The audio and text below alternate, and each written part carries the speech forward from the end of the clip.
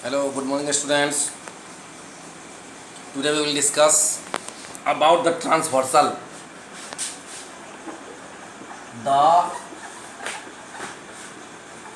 Transversal हम लोग transversal के बारे में आज चर्चा करेंगे। ट्रांसवर्सल के लिए सबसे पहले पैरेलल लाइंस का होना अति आवश्यक है। That means suppose line L and line M are parallel lines and one line cut it at 2 points, that means point O and point P. Here we see that 8 angles are formed. यहाँ पे हम लोग देखते हैं कि यहाँ पे 8 angle का फॉर्मेशन हुआ। लाइन L और M, L parallel M, that means L और M पैरेलल लाइन है। कहने का मतलब पैरेलल लाइंस वो होता है जो लाइंस एक दूसरे को कहीं भी टच नहीं करें, आइदर उसको इस डायरेक्शन में बढ़ा दें अन्यथा इस डायरेक्शन में बढ़ा दें, किसी भी डायरेक्शन में बढ़ाएं तो कभी वो एक दूसरे से मीट नहीं करे किसी भी पॉइंट पे,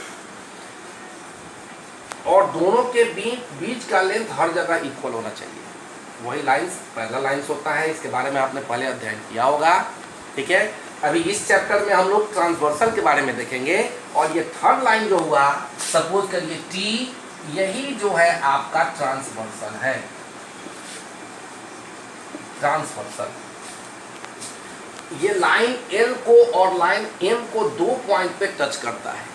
लाइन एल को ओ पर और लाइन एम को पी पर। जैसे ही ये टच किया यहाँ पे 8 एंगल्स का फॉर्मेशन हुआ। 1 2 3 4 5 6 7 and 8।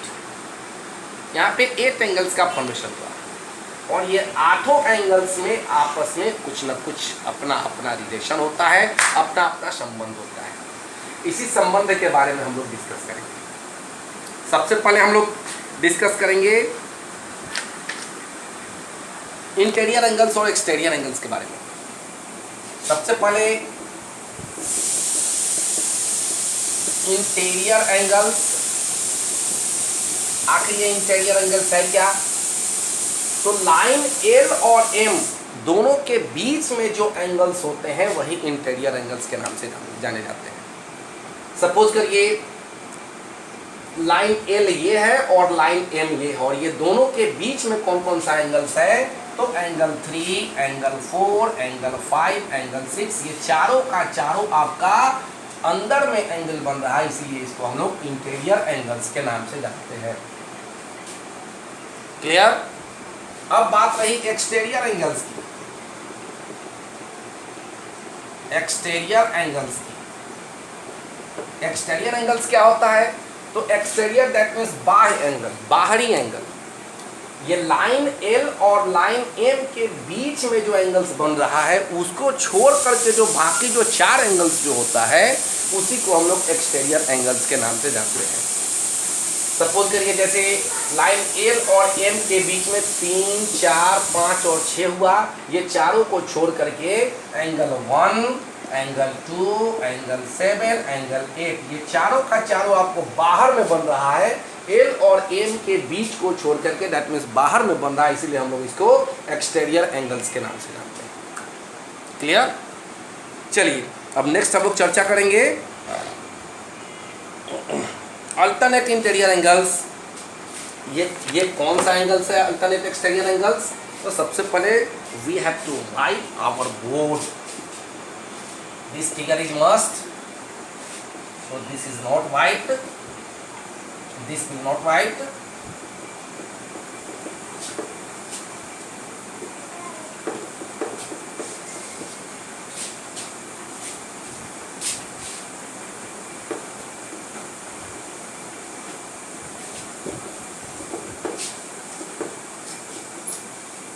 yes. Now we will discuss alternate interior angles. Alternate interior angles.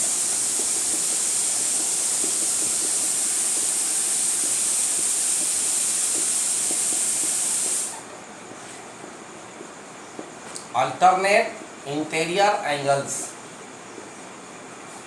सबसे पहले तो इंटीरियर एंगल्स में देखेंगे, इंटीरियर एंगल्स तुम्हारा 3, 4, 5 और 6 है, और इसमें भी इस अंदर वाले एंगल्स में दैट मीन्स इंटीरियर एंगल्स में भी हम अल्टरनेट खोजेंगे, कौन कौन सा अल्टरनेट इंटीरियर एंगल्स है। ओके, तो angle 3 and angle 5 both are alternate interior angles. Angle 4 angle 6 both are alternate interior angles. कहने का मतलब 3 के बराबर 5 है और 4 के बराबर 6 है। Angle 3 is equal to angle 5 and angle 4 is equal to angle 6 due to alternate interior angles. ये जो लाइन जो ट्रांसवर्सल जो है, इस ट्रांसवर्सल की एक बाएं देखेंगे तो दूसरा दाएं देखेंगे, एक बाएं देखेंगे दाहिने देखेंगे तो दूसरा बाएं देखेंगे, तब जाकर के आपका अल्टरनेट इंटीरियर एंगल्स आएगा। ओके, चलिए अब आते हैं हम लोग alternate exterior angles. Alternate exterior angles सब वही है, केवल एक्सटीरियर एंगल्स देखेंगे। तो एक्सटीरियर एंगल्स आपका बना 1, 2, 7 एंड 8। एक्सटीरियर एंगल जिसके बारे में हम लोग पीछे चर्चा किए कि एंगल 1, एंगल 2, एंगल 7, एंगल 8, ये आपका 4 एंगल जो है एक्सटीरियर एंगल है, और ये चारों में अल्टरनेट खोजना है। That means we have to discuss about the alternate exterior angles. That means कि 2 के बराबर कौन सा है और एंगल 1 के बराबर एंगल कौन सा है। तो ऐसी स्थिति में angle 2 is equal to angle 8 and angle 1 is equal to angle 7। ये दोनों आपका अल्टरनेट एक्सटीरियर एंगल्स हैं, और अल्टरनेट एक्सटीरियर एंगल्स इक्वल होता है एक दूसरे के। हमेशा ध्यान रखेंगे बात को, अल्टरनेट इंटीरियर एंगल्स इक्वल होता है दोनों को। ठीक है, बात समझ में आई? यदि नहीं समझ में आई तो आप मुझसे क्वेरी कर सकते हैं। ओके, अभी आगे जो हम पढ़ेंगे वो है आपका कोरस्पॉन्डिंग एंगल। CORRESPONDING,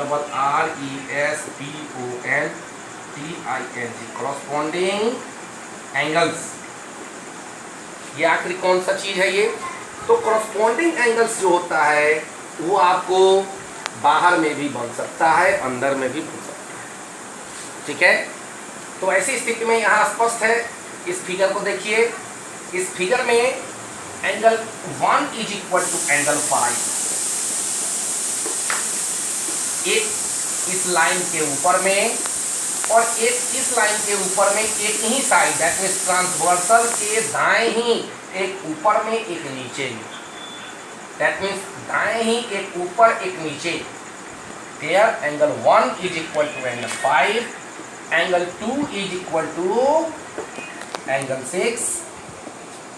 ओके, नीचे में यदि आएंगे तो angle 3 is equal to angle 7 and angle 4 is equal to angle 8।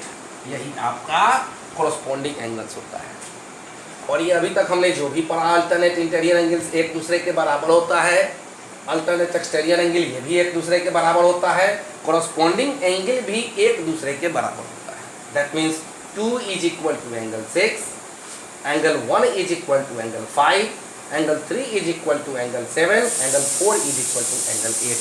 Okay, चलिए लास्ट आपका बच गया जिसको हम लोग कंसेक्यूटिव इंटीरियर एंगल्स और को इंटीरियर एंगल्स के नाम से जानते हैं। क्लियर? तो इसके लिए सबसे पहले हम लोग अपना बोर्ड को वाइप करेंगे।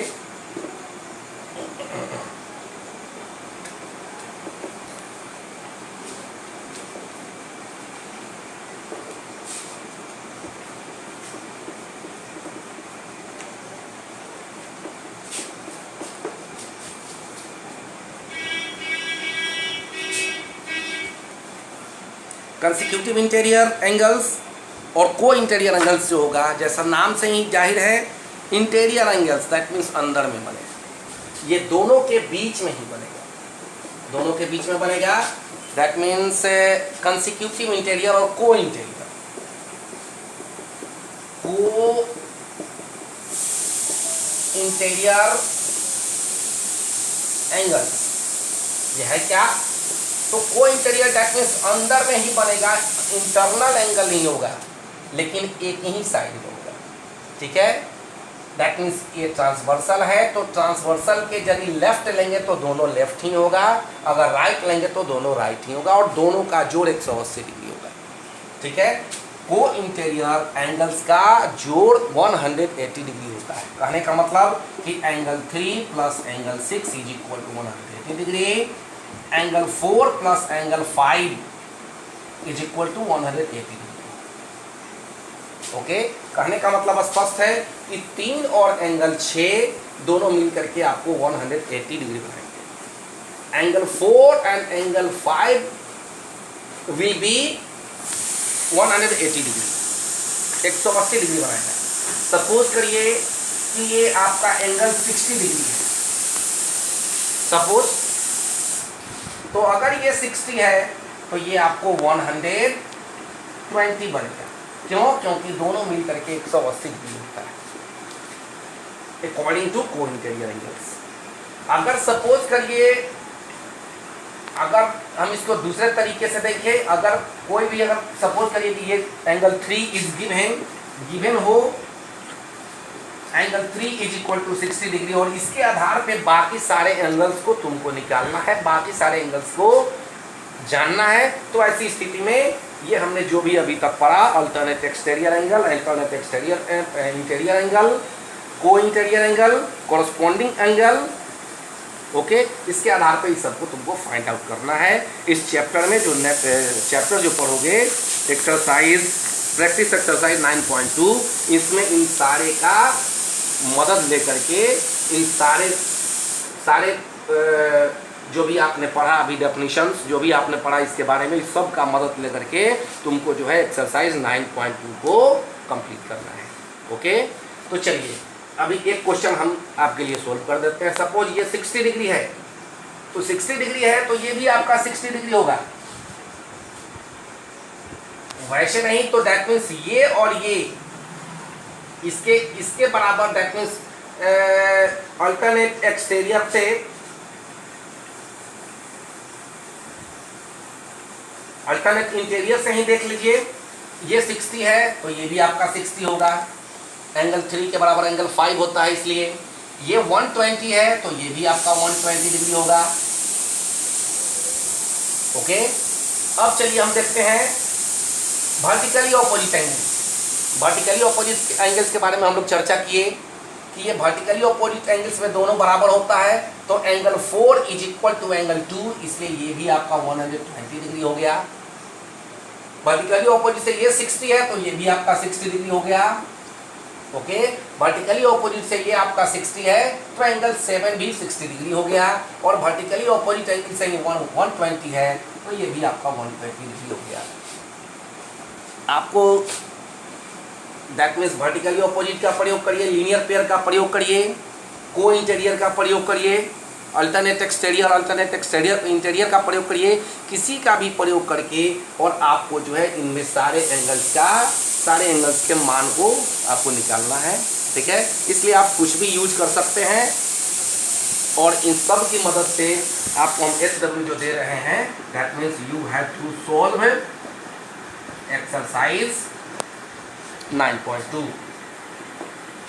Okay, thank you.